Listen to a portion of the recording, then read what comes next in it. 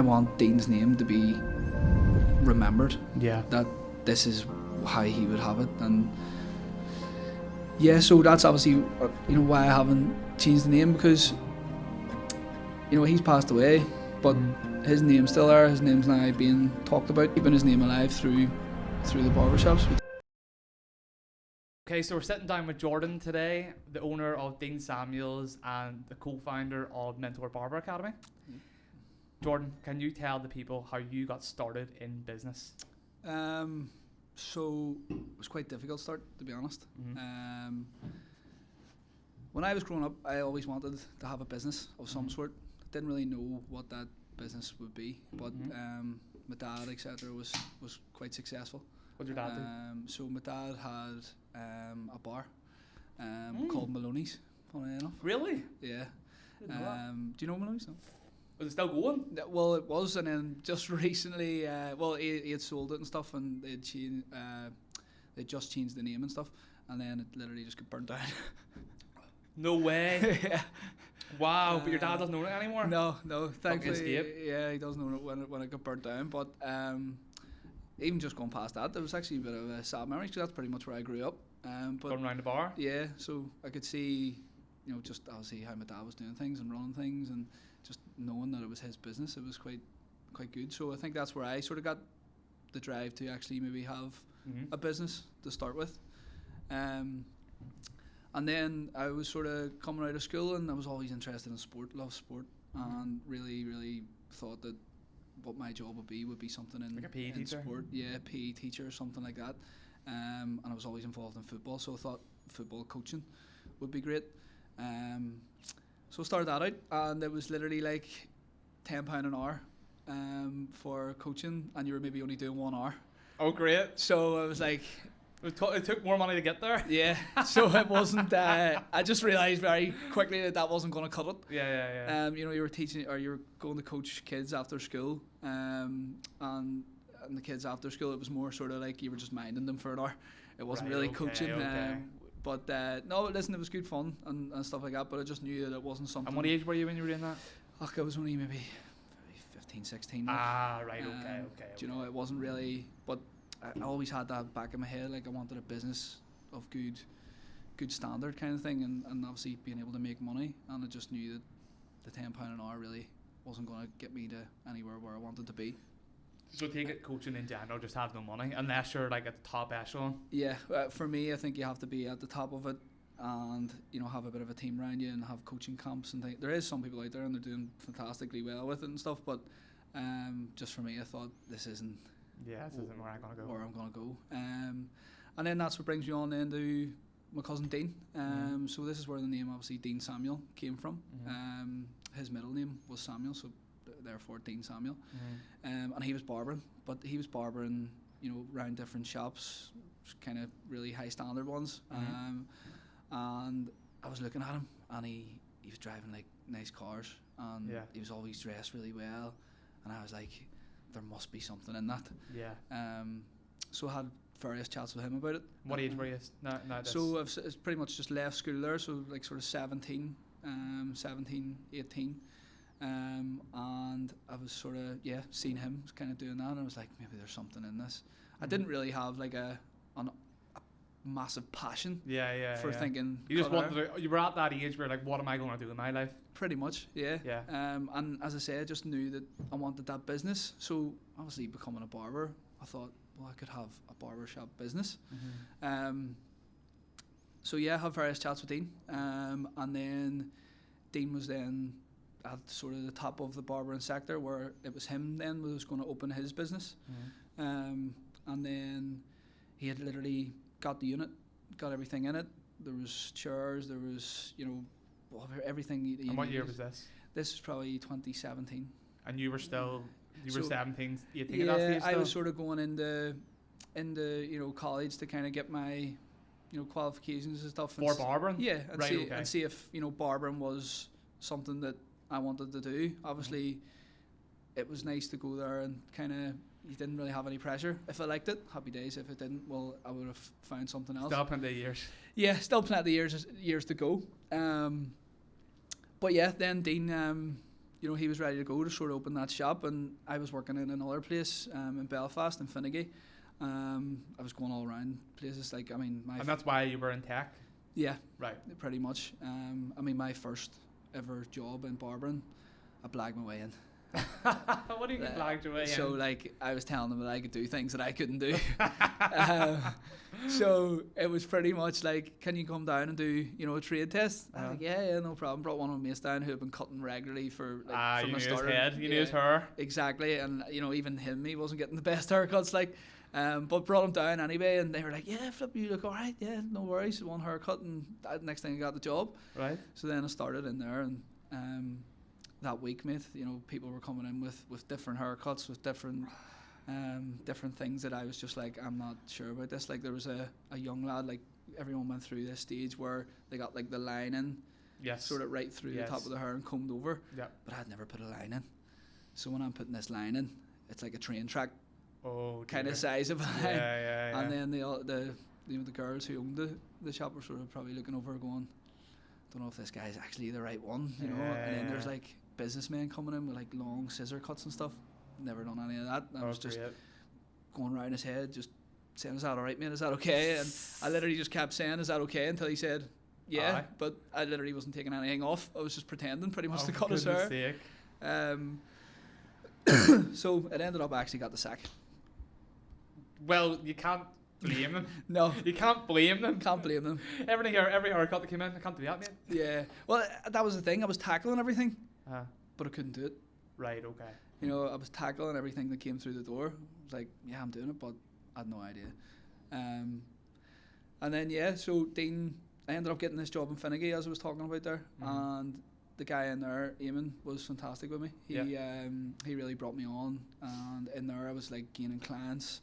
And, you know, like I was building up a wee sort of pot for myself. I was doing quite well.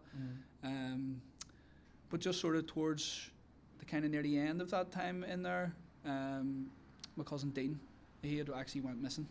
Right. But at that time, you know, when he was opening this shop, he had said to me about going to that shop, and I sort of was like, no, I'm doing well here. I'm doing well in Finnegy. I'm kind of, you know, building a wee pot for myself. I want to stay here. And how long did he have that shop open at that time? It wasn't even. It was just. It was about to open. He wanted me to then, you know, kind of come in there as like, you know, as a barber. Junior barber. Yeah, kind of, you know, build up in there. But I was building up so well over in Finnegy. I just thought I'll stay here, you know, for a wee while, and then eventually I thought, you know, I will be in his shop. So yeah, everything in his shop was ready to go. I was doing that in Finnegy, and the next thing then Dean went missing.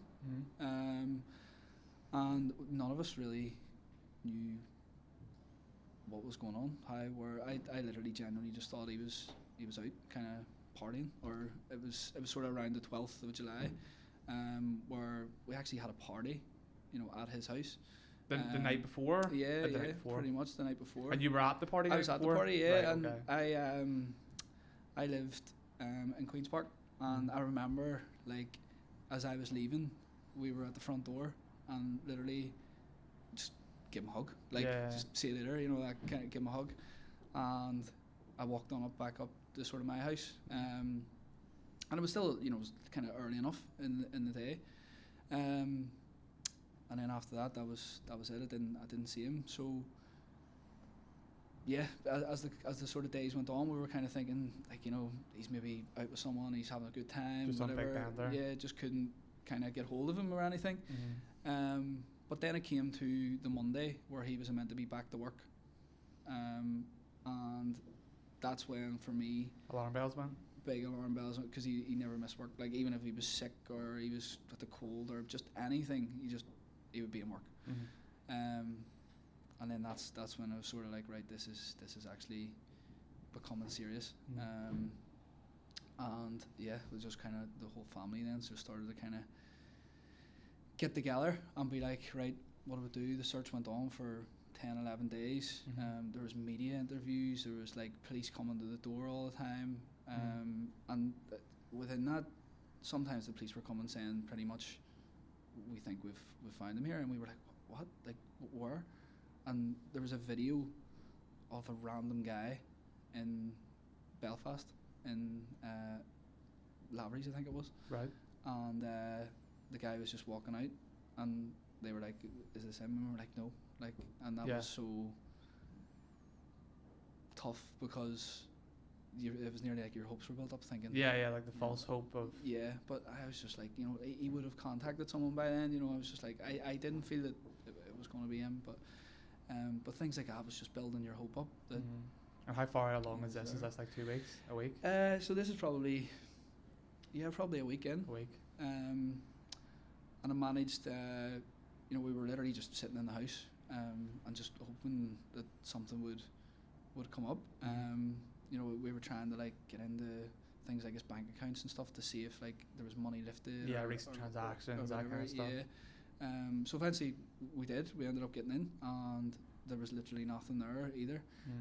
So that was tough as well, because you were going like, well, how is he then? Yeah. Has he got money to do anything, or what's happening? And then it came to light there that there was a CCTV of him in a spar, which was down in Monkstown. Right. But it was on that day of he went missing.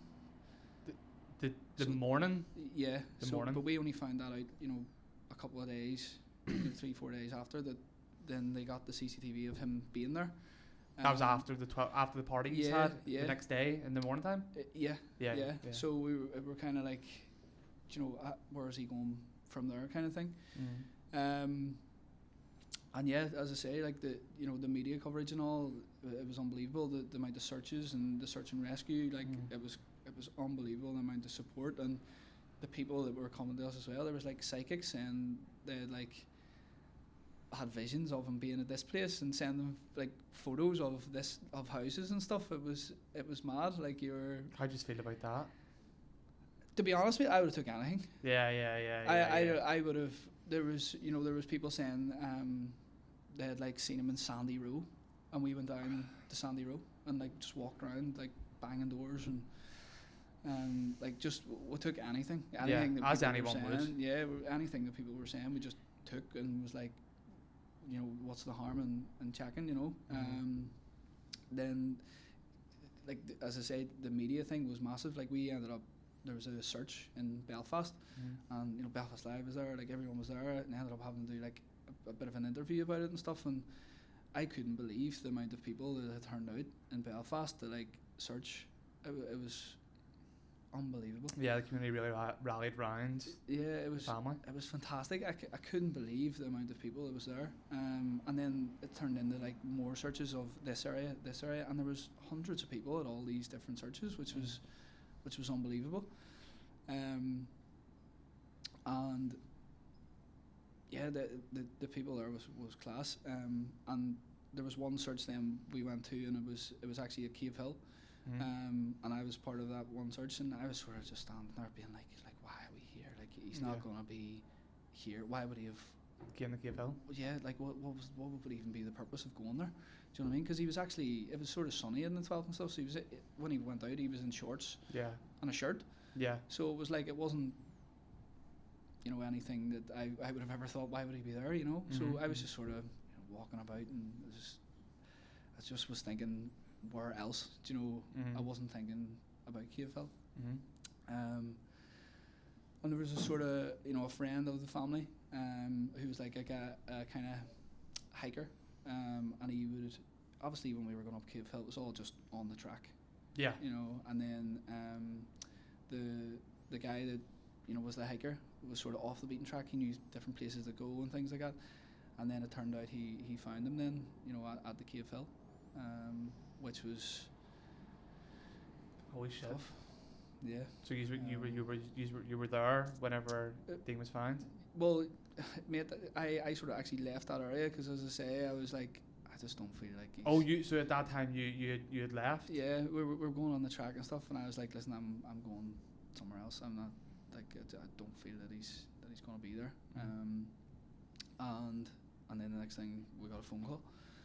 I was like, oh my god, like the bars just came crumbling down. Yeah, pretty much. Like I don't actually feel like I even processed it for I don't even know how long. I just kept expecting him to just still walk through the door, because you were never able to actually see him. So it was like, I haven't seen him, so I don't actually believe it. Yeah, if yeah, you know what I yeah, mean. yeah, yeah. So Get you. yeah, that was obviously really, really tough time. That. Yeah. And then from there, the family were obviously all grieving. But Dean's shop was sitting there, ready to go. You know, it was literally like a day before, kind of opening. So just so I can get an understanding of the events almost. This was did anybody know what happened and why he would have went to Cave Hill, or was it a mental? Sorry if I come across brash. No, I'm no. not too sure. Yeah. I'm not in and out with the story. So Yeah. was it like a mental health thing, or? To be honest with you, there was no ever any signs of like, Right, you know, really? Dean had never. Me and Dean were very close. Yeah, And he was close to, you know, his brother. He was close to his mum. He was close to his whole family. And there was never any inkling or any. Never spoke to anyone about anything. Yeah, it was literally like he was so just generally happy, you know, Yeah, because yeah. as I say, you know, he had a nice house, he had nice cars, his nice He was clothes. just about to open a shop. He was just about to open a shop. There was everything kind of going forward, you know. It was everything that was there was good. And yeah, like we were there that day and we were all having a laugh and everything, you know, there was jokes, there was banter, everything was all good. It was kind of, yeah, it was just like, this is so strange, do you know. And then it was like, I even just thinking there as well, like that morning that he actually had went missing, he had phoned me That morning? yeah, and I'd seen it, and it was really early in the morning, but I didn't answer, and I didn't answer because I thought he was going to be like, listen, I need to live from wherever, He was and still on the rip. yeah, and I was like, listen, you know, it's like 7 o'clock, I'm not here, you know. It's just like, I'll phone him back later on, do you know what I mean? And that's something, obviously, you know, looking back now, you're sort of thinking, flip, why didn't you answer, you know what I mean? But it's one of them things. I do, you know, I've processed it now, but it's at that time, you know, you're thinking about all the things you could have done better and could have done, I suppose. But you know, you obviously you weren't to know that was, or we weren't to know, or I wasn't to know that was, you know, what was going to happen. Exactly. You know, throughout You that can't day. blame yourself for something like that. So then, obviously, trying to phone him back that day and stuff, you know, his phone was just dead then. You know, there was just no contact. You were constantly checking Facebook to see if he was active, see if he was then ignoring me. But yeah, then it was just, that was the case kind of thing. Just goes to show you that no matter how happy someone comes across, that sometimes they can be dealing with some demons, and hopefully people can open up, because because there's never been. It seems like there's not been closure on this almost. Like, you've never really understood essentially why my happy cousin decided that today was the day or whatever. Yeah. Like, I mean, you know, I've never even really talked about this in a way that, you know, most people have obviously, even probably watching us talk about it now, they've probably already made the assumptions that, like most people would, you know, he was up KFL and whatever. But, you know, when we got all the things back and stuff, that was said that it was pretty much that he had slipped, you know. Right. But, you know, again, that's hard for me to get my head around too, because I'm, as I say, why is he up there in shorts, a shirt, and, you know, he had like the wee shoes on that weren't fit for hiking up Cave Cave Hill. Hill. Do you know what I mean? But then also, how did he actually get there? Do you know, was there a taxi that took him? Did he not drive there? No.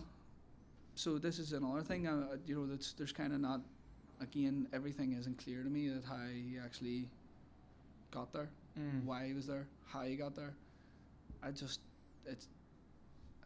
There is no real answers, you know, and we were kind of, like everybody does, is kind of looking for dashcam footage, looking for, you know, all this different footage. The last sort of footage that we actually had, or the last known sort of sighting that we can, you know, that we sort of know about, was kind of like Beverly Shops, which is miles away from where he lives? From Cave Hill. Oh, right, yeah. So how you got from there to there. If he was walking, it's going to take him a while.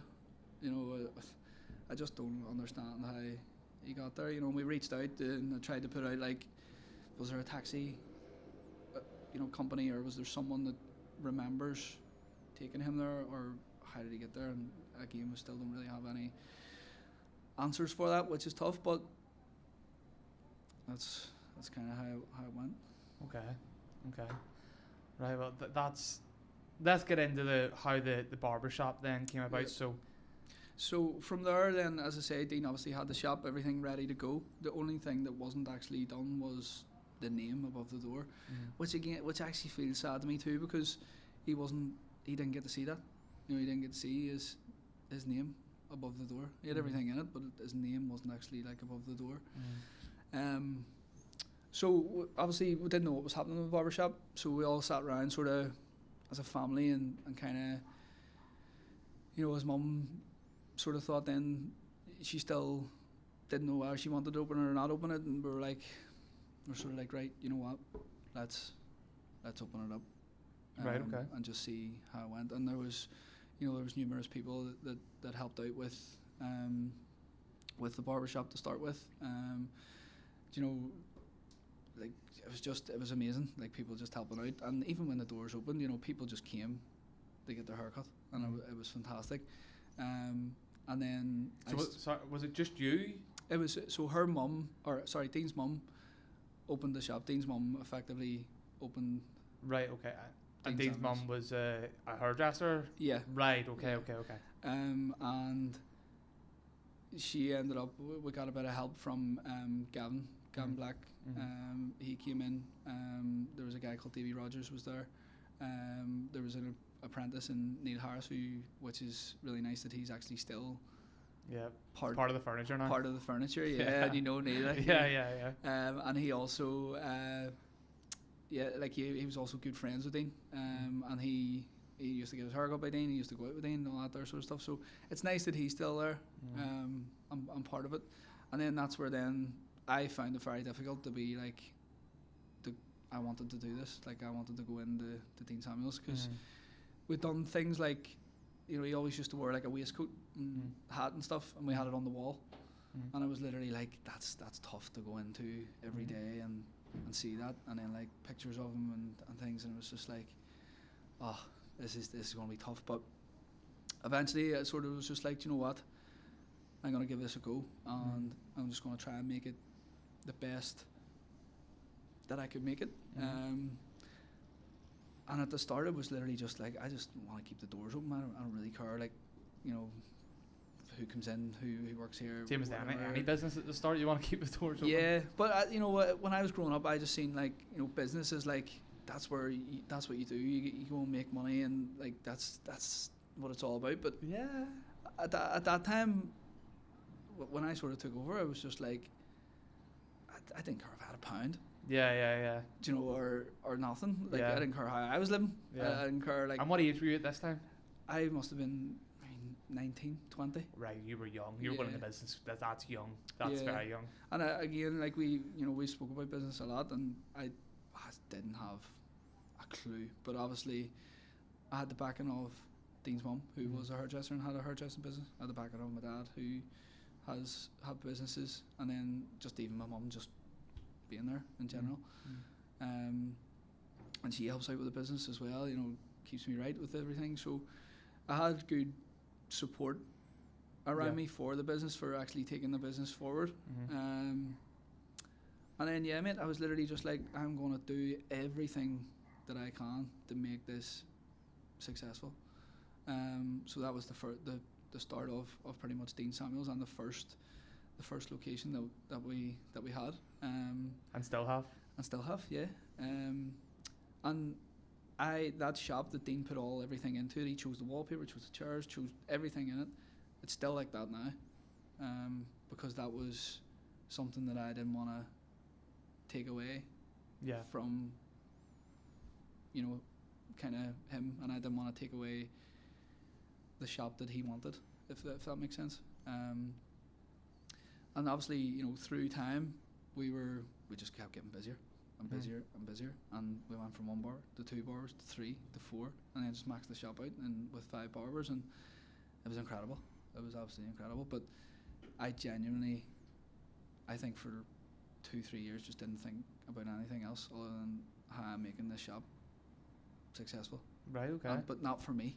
Having that burning desire, as Yeah. I say. And it wasn't for me. It was like literally just like, I want Dean's name to be remembered, Yeah. that this is how he would have it. And yeah, so that's obviously why I haven't changed the name, because he's passed away, but his name's still there. His name's now being talked about. And there's nice that people say, well, who is Dean Samuel? And we can obviously tell the story and tell who Dean was and things like that. So keeping his name alive through the barbershops, which is nice. I mean, it's amazing. Tell me. So you had the 5 barbers. What year did you open your second shop, your second location? That's a good question. I think it's 2020. When was COVID? Was that about 2020? March 2020. Yeah, round about 2020. The tail end of 2020. I think so. It was kind of. Couldn't have done it at the start. It was pure lockdown at the start. Yeah, well, no, I think I'd done it maybe just before it went into COVID. We were only open a few weeks, maybe. And then you had to shut down for COVID. And then we had to shut, which was like, fit me. I've just took on another. You're going to have to pay this lease still. Yeah, that's right. And then obviously I had Woodford still running, so it was like bit of panic stations. Yeah. And then it was like, we're opening, we're not opening. We're opening, we're not opening. It was desperate, wasn't it? At that time, it was desperate. There was days you were I didn't work for 3 days, and then they closed. It was Christmas. They opened everything for 3 days, and then went, nah, everything closes again. It was like, are we being trolled here? Big time. And then like the amount of people, it was literally like, are you open, book me in, and then you're booking everybody in and all, and then the next minute it's like, we're shut. We actually can't cut your hair anymore, so sorry. And it's just like, it was just a nightmare. It was a nightmare for people too, because people were just running about with hair. I would have paid hundreds of pounds at one stage at the start of that COVID for someone to touch my head. 100%. Because it was desperate. It was crazy though. Like it was very crazy. Like people were. I didn't realise that would be the one thing that would get everyone to want the haircut. Yeah. Everyone wanted a haircut. Big time. You couldn't get one. And after that, barbers became way more appreciated as well. Yeah, so definitely. it turned out, like, I remember when I first started, as I say, it was like just a haircut. It was like, you should just be charging like £3 for a haircut because it's just a haircut. Meal deal, bringing me in a meal deal. Yeah, pretty much. But then after that, it just became like much more appreciated. People like really started to look after themselves. Like it was a good time, for people to actually realize, barbers are good guys. Yeah, once you get that first week must have been manic once you opened again, because everyone would have booked in. Crazy. We're coming up to the busiest week here, or the busiest time. Christmas Eve. Yeah, where time. That COVID was pretty much like that. Constant. Maybe even slightly worse, or slightly busier. Yeah. Because no one had a haircut in so long. I know. A lot of people folded as well. A lot of businesses folded over COVID as well, didn't they? Just didn't have their shop no more, or things like that. And everyone went everywhere. Were cutting out in their kitchen or in their shed in the back or whatever, and thinking, I'll just stay there. But none of them did stay there. They all ended up going back to a shop somewhere. Yeah, and there was a real spike then, and people actually then wanted to become barbers as well, because they maybe like sat. We're watching YouTube videos trying to cut their own hair. Exactly. I tried to do it. Did you? It was desperate, mate. Not go well. I done it, and then on the sneaky, my barber ended up let me come up to his kitchen. He sorted me out, but yeah. I know you weren't supposed to or whatever, but I didn't care, mate. I was just like... It genuinely got to a stage, though, where people were like, I need to live. Yeah. So, if you're a barber, when you need to live, you cut hair. Look, it's as simple as that. It was a weird old time, because, like, looking back on it, nothing that we thought was going to happen at the start happened. None of it. Yeah. I see when it first kicked off, I was looking at my messages to my mum the other night, And when it first kicked off, my mum literally thought we were going to get a wheelbarrow and we were going to have to grab our neighbours if they died and like take them out the front. And I'm like, looking back on that now, it's like that was nowhere near the truth. No. Nowhere near it. No. Like if you were old and got very, very sick, yes. Yep. Yes, it was very, very dangerous. And 100%. I understood that.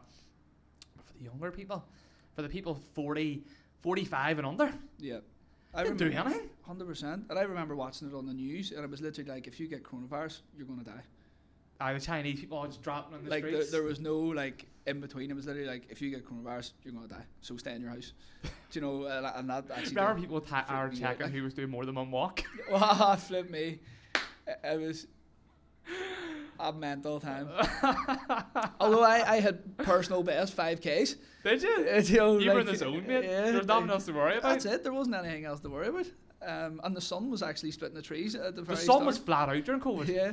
And then as it got a bit more dreary and longer it went on, I was like, can't really do anything now. I'm bored, you know. Yeah, it was. You were like cooked up near the end. My head was. I think everyone during that period had a mental health decline. Yeah. Everyone. 100%. Like it was like Stockholm syndrome. You were just like stuck in the same four walls every day. Absolutely. I love my house and all, but get me out of here. Yeah, it was extreme. It's the same actually with the barber shops. I feel like sometimes, like whenever you're very busy in your day to day, whether it's work, family, gym, whatever, going to the barber shop is like almost like a gossip session. Like it's food for the soul, as I would say. Big time. You can tell your barber stuff that you probably wouldn't tell your missus. Yeah.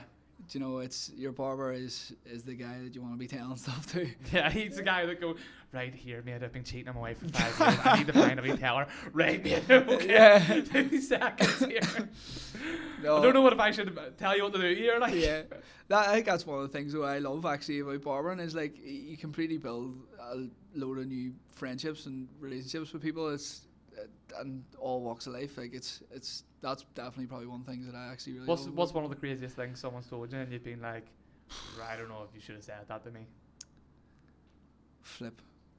That's a good question. Flip, I don't know. I'm gonna have to think about that one. Well, there's randomly something you think, what the fuck? Flip, I don't know. I can't. Maybe I just no comment on that situation. Oh, for goodness sake. He doesn't want to let out some secrets. But I will tell you, we had one apprentice in one time, and this guy just told us the most bullshit stories every day, mate. But he thoroughly believed him and was telling me. So he told me that this guy in Australia had a boomerang, and when he threw it, it came back, hit him on the arm. Right. And pretty much chopped his arm off. And he said he sued the boomerang. What? That's what I mean. This guy, fairy tales. I will never forget him telling me that story. But how he told it was serious, you know, like as if we're sitting here now. And it was honestly, needless to say, he's not actually working there anymore. Yeah, I actually have a funny story on this. So I had a guy working for me, and I'll not say where because he might listen to this or hear it and it'll upset him. But if he'll know what I mean if he ever watches this. And I saw a guy working for me, and one of the female staff had texted me, and they were like, "Josh, so and so is sending in photos to me about work, and then saying that they're at the whatever it was some hotel. It might the merchant." They're at the merchant, and they're just chilling out, and blah blah blah. I was like, right, okay. He's like, can you check this photo for me? Sent me a photo. He had grabbed the photo of Google Images and photoshopped him, like his lower half, as in like legs, into the photo, and was like, I'm at the merchant. Everybody in that workplace knew that this guy was a bullshitter. Yeah. And it was like the most embarrassing thing that he was trying to chat up this female staff member with a fake picture of being in the merchant. And there was another story where he had a Range Rover. He said he had a Range Rover, right? So he had a Range Rover. He was driving the Enniskillen, and someone saw his Range Rover and said, "Yeah, that's a nice Range Rover." And they were driving a motorcycle. whatever motorcycle, I don't know motorcycles, some motorcycle, and he's like, oh, I mean, I'll sell you it for your motorcycle. Flip me.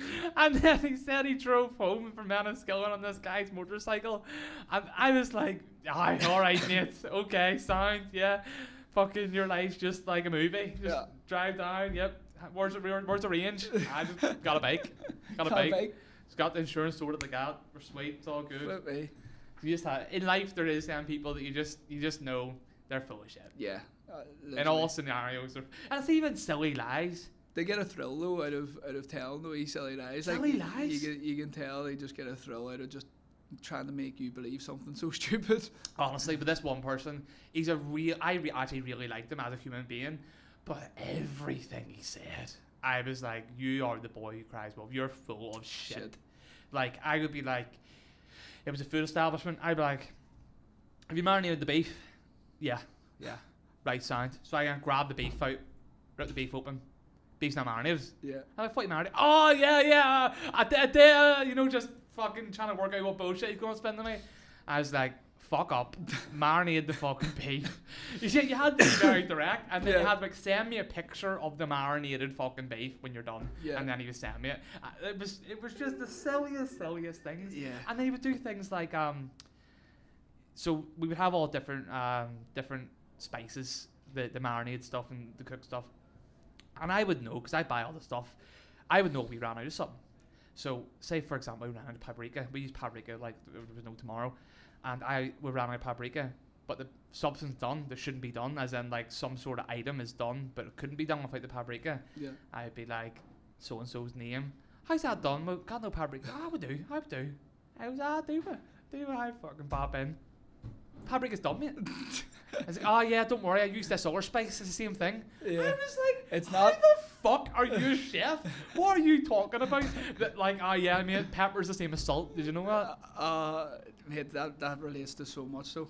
Like that relates to so much. Like just even generally and just day to day stuff, you know, like have you done this? And you're like, yeah, but they haven't. It's just look, I don't know what you're like in terms of your managing staff, etc. I have went through a few different phases.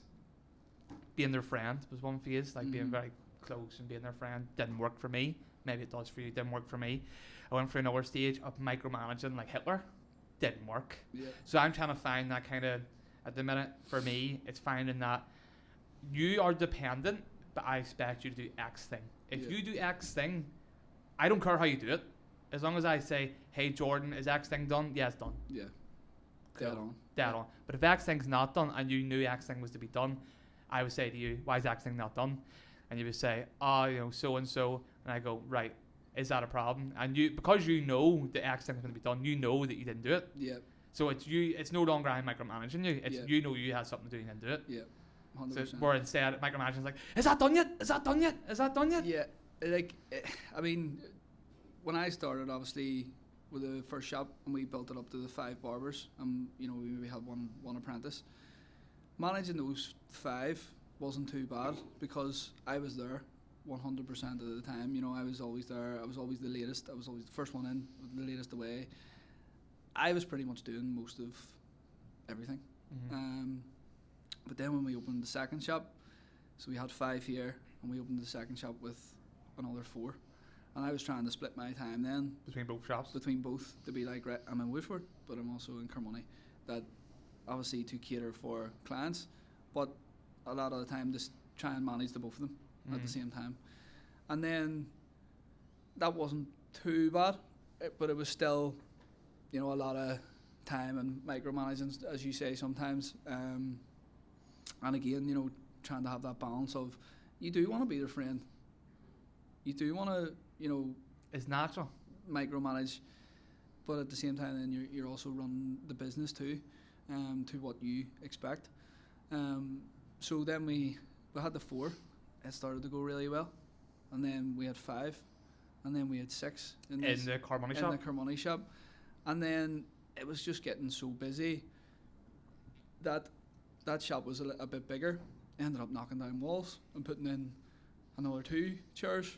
Mm-hmm. So we were up to 8 in that shop. So now I'm going from managing 5 people to 13.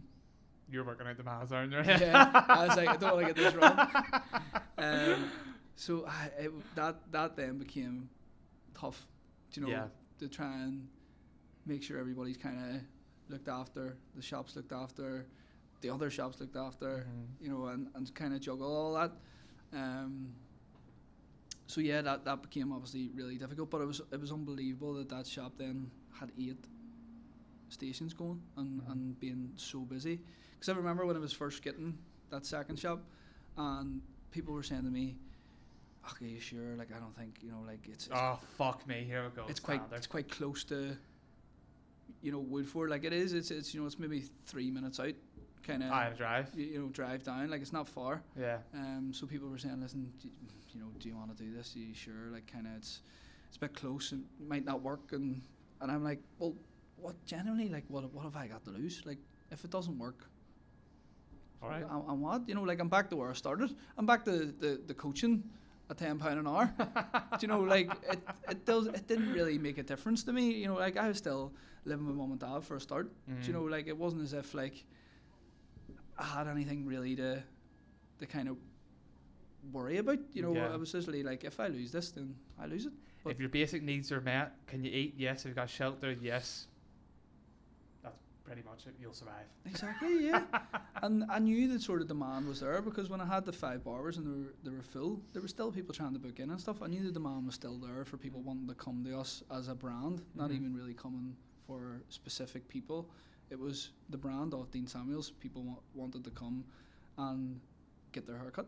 So yeah, built that up to 8 people, and it's still going, you know, that at the minute. And what was your biggest struggles once you went from the 5 to the 8? Because I know that you then moved permanently to the Core Money shop. Yeah. Well, a lot of that again, I was still, even up to just recently there, I was still trying to split my time from Core Money to Woodford and stuff. But the biggest challenge was probably just trying to do everything. I then was trying to sort so many clients out. You know, I had built a big clientele from obviously there, and I wanted the other guys to build their clientele. So I was trying to help them, like trying to maybe give some of my clients, you know, over to such and such to build them up, so that it obviously would build the shop up. And it got to a stage where I then had to take a day off, you know, to be like, right, there's so much more needs done here, do you know, and working on the business, not in it stuff. Exactly. And the longer that goes on, it's so important that that's done. Well, you're getting to the point now where you have so much responsibility for these staff members, so that they succeed. So they're killing it and they succeed, and you're able to grow the brand. Exactly. Because the brand is what's going to give them more opportunity. Exactly. As much as a lot of people maybe they wouldn't see that at the time. They're just like, Jordan took my days off. Yeah. But the stuff that really matters for their bottom line will be how big the brand gets. Yeah, exactly. And you know, I think that's what people really don't understand in terms of business. They literally see a business open and just look at it as like that is the most biggest money maker ever. Do you know? Like they don't understand rent, rates, electric, you know, staff, like everything else with it. Like, you know, there's payments to be made. Unforeseen shit going wrong. Yeah, and pressure on you at the end of it, at the end of the day, you know what I mean? If it doesn't work out for, you know, XYZ staff, then they can just move on. You know, if it doesn't work out for me, I've lost everything that I've put into it, you know, which is the risk that I was always obviously willing to take, but no one sees that side of it. They don't think about that side of it. Yeah. So yeah, you know, taking the extra day off to really sort of hone in on that, and then comes the appointment of managers. You know, having people there that you trust that when you're away, that they're still the ones that are gonna have your standards at heart. Yeah, uphold standards. Yeah. You know, they know what you want even when you're not there, and that should be how it is with a business. You know, it should operate when you're not there the same way it would operate if you were there. Is something that I'm really trying to build. That it's just a sort of standard across the board.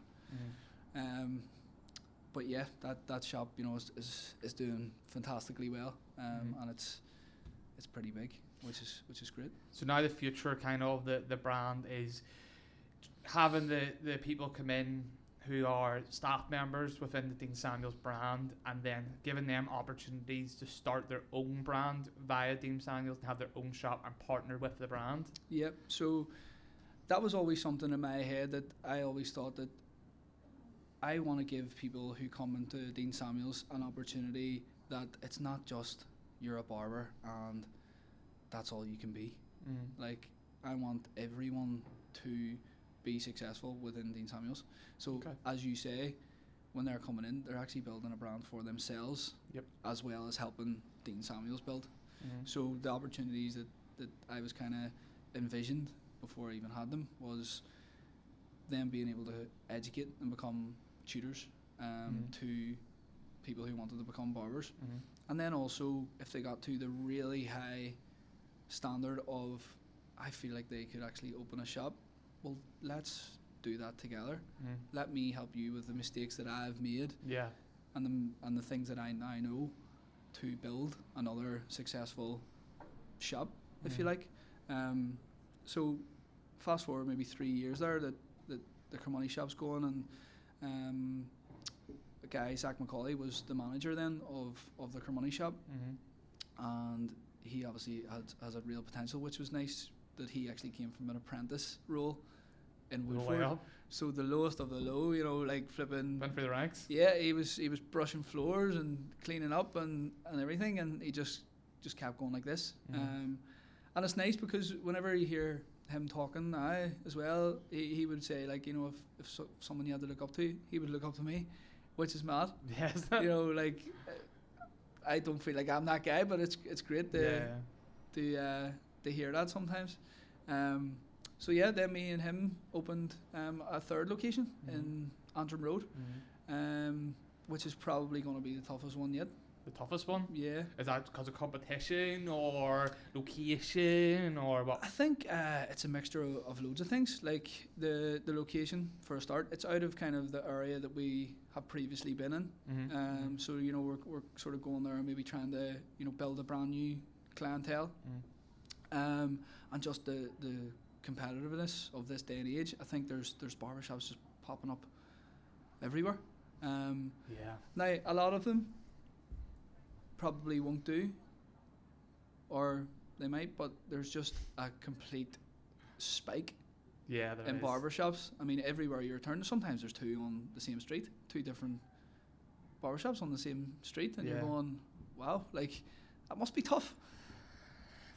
I guess it's one of them things where you can't look into it too much, because you need to have, this is my opinion, you need to have an abundance mindset, which is, I can't think that there's not enough, because if I think there's not enough, there won't be enough. You have to think in terms of abundance. Like, whatever we're doing, we're going to do it so well, it doesn't matter what anyone else does. Yeah. You get me? Yeah. It doesn't matter if you sell fucking shoes or art or whatever. If you do it, try and do it better than everyone else. It doesn't matter what your competitors. It doesn't matter if you're right beside me. 100%. Because you'll come use me, because you know that you expect a certain standard. We're a great price. You know, in your case, like the lads will always make you feel welcome. Yeah. You've got drinks there, etc., etc. It's a nice vibe. Very much in a barbershop, I think you're trying to get the vibe right. The vibe needs to be right. Like, if you come in and no one speaks to you and you just feel like you're not wanted there, or you're a hindrance or whatever, you're probably not come back. Yeah. Well, what I sort of tried to build was, I remember growing up getting a haircut, and it was like, you hated going to the barbers because it was like a conveyor belt. Most people just ended up with the same haircut, short back and see. Yeah, and it was just like, and then people then started to even go to a specific person to be like, I'm not letting that guy come in here, I'm going to, you know, her or him. And I didn't want that to be a case. I wanted, like, Dean Samuels to be a place where you knew the standard that Dean Samuels had. If you went in there and you got your haircut by whoever, it was of a good standard. It's not. It shouldn't be a case of that you only want to go to one person. I'm waiting for him. Yeah, because this guy's butchering everybody. Yeah. I'm not. I wasn't for having that. You know? I remember that when I was younger. There was a barbershop in Carrickfergus that it was exactly like that. You would walk in, you just wait. So it was always walk-ins. There was no appointments. Nothing like that existed yet. It was you walk in, you wait. But there was someone you wanted to use, and you'd be like, no, and you maybe like 4 people would go in front of you because you're waiting for that other guy to finish, because you didn't want to get like your friends just. You're doing off. your best to do anything to not to call you. Yeah, like for example, in that barbershop at the time, the guy. A couple of guys didn't know how to do a V, and the V was like the popular thing that was then. I was like, I'm going to a guy who knows how to do a V. Yeah. I want a V. And then looking back, the V's coming back, to be fair. It is, yeah. But it's like now that they keep the hair here, and then it's like, yeah, so like more here. It's a burst fade, it's called. Ah, right, okay. So so that's you like go. the V, right? And then the mullet as well. I honestly, not to be a dick, I hate the mullet. I hate it. I think you look like a hillbilly. But I know that's all aside. Australia, someone's Australian straight away because of their haircut. Yeah. This is all short and weird, and this has a big ass mullet right here. It's like, he's probably Australian or he's a hillbilly. Business in the front, party at the back. Ah, yeah, dead on. No, but like, as I say, I just wanted the standard to be there of it didn't matter who you went to, you were getting a good service, haircut, and everything was pretty much the same, regardless of who you went to. And do you find that the people that you bring in, for example, for a trade test, a lot of them weren't up to the standard of being able to have a wide variety of tools in their arsenal? Yes and no. A lot of the ones that we've kind of got in have all been from apprentice level. So right, okay. It's basically been trained from the start of how we do things. Mm-hmm. And they learn then off the other barbers who have been there, and went through all the stages that Dean Samuels has kind of created. Mm-hmm. So they're kind of, everyone nearly knows the standard. Very rare would, we would obviously take people, coming to us, but they would just generally mould into what we have got going on, But yeah, I think the way forward is just from training them, because you've already got that kind of culture then, that's what they know of, they don't know anything else. Trying to get them, if they come from somewhere else, sometimes maybe come with a bit of bad habits or whatever, so from the ground up you can't, they know what they expect, kind of thing. How do you find kind of I don't know what they're, the Gen Z or the Gen X or whatever, the 17, 16, 18-year-olds, how you finding them? Because my mind goes to them being that jettered up on short form videos that they're all socially awkward. Maybe they're not, but that's just my opinion from anyone that I've met. Like, for example, my little sister, I'm like, she's so socially awkward, I'm like, you need to get off TikTok. So you do. It's making you socially awkward because all you see is doom and gloom or people with lots of money and stuff. And I think like 16, 17, 18-year-olds now, I always say I feel like they're expecting much more now than what, years ago. They all want to be rich. Yeah, it's like everybody I think just feels like it's like it needs to just be a get rich quick scheme or something. Like from when they're 16, it's like they don't want to work in Tesco's because it's not cool. Like I would literally work anywhere.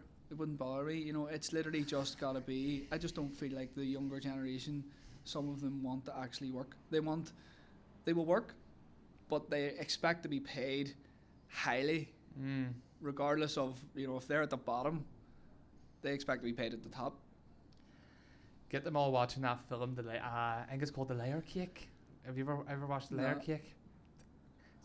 It's like a gang type film that's based in Britain, I think. I just remember the premise of it, and it's about the layer cake. So the layer cake is, there's one guy on top, underneath that one guy there's two people underneath him, and he shits on both of them. Them two shit on 4 people. Them 4 people shit on 8 people. And whoever's at the bottom takes the most shit. Yeah. And the whole point is you got to work yourself up the layer cake to stop taking so much shit. Yeah. That's life. Yeah. You got to eat some shit in life. You got to eat some shit and work your way up. Facts. Simple as that. 100%. Go look at some of the most successful people that walk this world. At some stage, they were eating shit. Yeah, 100%. And that's what I mean. Like for me, there isn't a get rich quick scheme. Like it's just gotta be like, even if you start a job, whatever that may be, I don't care what it is, just start. Yeah. And whatever else you've got on in the other side, whatever your inspirations are, then have that going on the side, but literally just start to get into a working environment and just take what you've got, learn in that environment. worry about money. Like when I say again about starting the business at the very, very start, I wasn't really caring about money. I just wanted to work hard. Yeah. You know, I think people really forget about that kind of thing now because, as you say about TikTok and things, and everything's literally just like, buy my course, buy this, you'll be a millionaire tomorrow. Yeah. I mean, I don't think any of like the course stuff is like inherently wrong. I think it's more, it's like I said to you earlier with consultants, not to shit on consultants, but I can tell you to do something, whether you do it or not, doesn't matter. I get paid either way. Yeah. So I could say, Jordan, here's how you could make £1 million. And I could give you the exact framework of how I made £1 million and be like, you can implement that framework in your industry and make £1 million. Yeah. If you don't do that, that's your fucking problem. Yeah.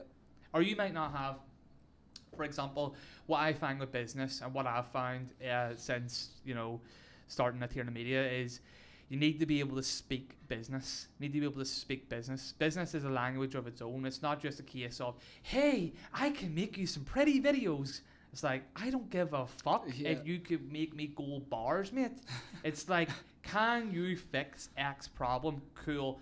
What does that cost? Yeah. Cool. What do I get out of that? Cool. And that's the art of business. For example, like there's art behind you. I could be like, hey, look at this art piece. It was made by a guy in the top of a volcano. He spent 3 years making it. He died at the end of it. You would put so much value on that art. You'd be like, holy fuck, really? Because it has a story, it has a life. Or that could be sitting in next for £5. Yeah, no, 100%. Yeah, no. But I sold it to you there the other way, didn't I? Yeah, absolutely. And that's business. You need to be able to speak to people in terms of an end goal. Let's fix end goal. Let's get together and have a fix for this. Whereas when you first start out in business, you very much think just about the service. So for example, if you were in your industry, you very much think, I gave him a really good haircut. Yeah, but he fucking hates being around you. Yeah. Or you smell. Absolutely. Like, let me tell you this. If you're a barber out there, right, and you give the best fucking cuts on planet Earth, if you smell, your fucking client base is going to go like that. It's going to go down. 100%. Because you're so close to me. Yeah. You need get the deodorant on, the Savage or 1 million or whatever your poison is. Facts. Get it lashed on you. Yeah. That's a big thing for me though within barbering, and that's something that I drum into to all our staff. Like, customer service is first. Mm-hmm. You know, as you say, like, you can do the best haircut in the world, but this guy doesn't like being around you. 100%. Like, he's not going to come back. He's going to 100%. go back to the guy that he likes and the guy that he spoke to and the guy that, you know, so there's, don't get me wrong as well, there's some clients that come in and don't want to have a chat. Yeah. And that's fine. That's cool, yeah. Yeah, but, you know, the customer service has to be there from the start. Do you know what I mean? Like, welcoming people in, you know, offering them tea, coffee, drinks, and just remembering things as well about you know, the customer. Like, I always ask about their families, and, you know, like, it's, as I say, that's one of the most things that I love about building the relationship and kind of giving them the best customer service. Yeah, there was a thing I was reading recently, and it was called negativity bias, which basically means we could have a great result 100 times, right? And it works out 100 times, but then we have a bad result. Your mind will forget all the 100 times it went so well, and it'll start going to that one time it went really wrong. Yeah. And we as human beings have a negativity bias. It doesn't matter what it is. It could be you go to your barber and he always gives you a good cut, but for, you know, the day before your birthday he gave you a horrible cut. You'll always think now about that time he gave you a horrible cut. And as human beings, we have a negativity bias. So at the end of, for example, in your industry, I would always make sure that the person's leaving feeling like you treated them very well. Like, I hope you have a great day, Jordan. Yeah. It's lovely to see you again. I can't wait to see you in a couple of weeks. If anything comes up about that thing we're talking about, I'd love to know about it. Just fire me a message and then still I'll be watching it. You know what I mean? Making me feel like valued. Yep. And I'll leave there, regardless of how the haircut is. Even if you give me a really bad haircut, if you made me feel really good, I would probably still come back and be like, Jordan, here, the other cut. I didn't like it that way. Can we do it this way? But we will definitely give you a good haircut on customer service. But as you say, Ermin, as well, like, I think what's important for, you know, just as you were speaking about the younger generation and stuff, is that if they're starting something, not to get too high on the highs and not get too low on the lows. Yeah. You know, like, I see people now when they come in barbering and they do, like, this really great skin fit. Like I was doing, like, you know, when I first got that first job that I got sacked from, I was doing one person, which was my friend, and I got to do it very well. Like Yeah. the haircut was very well, and it got me the job. But Didn't keep it that up. one haircut didn't get me to keep the job. Do you know what I mean? Yeah. So there's no point getting really high about this really great skin fade on this one person that I can do. But then if I'm not, progressing in other ways, and like I can't put a line in, for example, that I can't put a line in, for example, but not to get myself too low on that, and kind of, move on from there. Right, quickly, as just a last question, tell people about how Mentor Barber Academy came about then, and what the inspiration was for starting that. Yeah, so once we had obviously built up Dean Samuels with the 3 locations, and we now have the 18 staff, and coming through there, as I said to you, they're all coming from like apprentice level right up to barbers, and Zach being a partner now. We created like our own academy within Dean Samuels, but with that, Gavin Black was doing his academy as well with Gavin and James, and then we were also teaching together in a college, which was great. So me and Gavin then decided together, let's do this together and do it well, and do it to a high standard, pretty much the same as like we were doing with the barbershops that we had. And that's where then pretty much Mentor Barber Academy was formed. So we kind of try and do things a bit differently, where we have small groups, and we take people through each level to be at the full circle, is what we call it. So at the end of that, you should be confident enough to kind of go into a barbershop and perform a trade test. And it's also good for us too, because people who are really committed to that tend to become into Dean Samuels, to come into sort of my network. Or if it's something that it's not for you in Dean Samuels, we will help you get somewhere else. That's why we kind of called it Mentor, because we want to mentor people's careers. We want to help them actually get out in the industry. We don't want to just give them a one-time course and be like, that's you, I don't want to see you again. We want to know what you're doing after. Are you trying to get into a barbershop? Can we help you get into a barbershop? And again, just having that small group environment so that they're getting the most attention out of it. So so having the academy and the 3 locations, it's good. And where can the people find you? So we have obviously Instagram, Dean Samuels, and TikTok, Facebook, all that stuff. Mentor Barber Academy on Instagram, and we also have a website there where you can check out all our courses and things that we have to offer. And then also just my personal Instagram. If there's anything anyone needs, then I'm happy to help. Awesome. Thank you, Jordan, for coming on. Thank you, mate.